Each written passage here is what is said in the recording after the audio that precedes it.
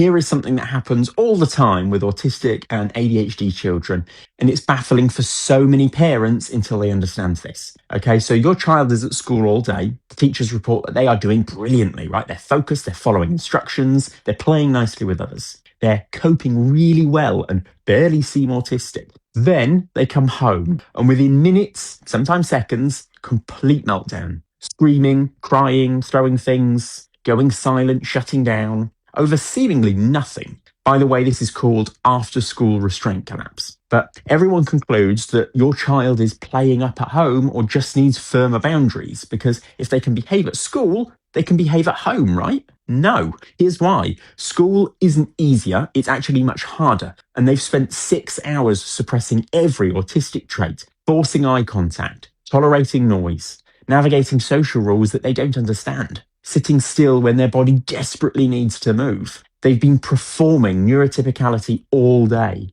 and they manage it because school feels high stakes. They have to comply or there are consequences. But home is where they feel safe. Home is where they can finally stop pretending. So all that suppressed stress, all that sensory overload, all that masking effort, it floods out the moment that they walk through the door. It's not bad behavior. It's a nervous system that is finally allowed to acknowledge how overwhelmed it's been. Punishing children for after school restraint collapse is like punishing someone for coughing after they've held their breath for 6 hours. It makes no sense.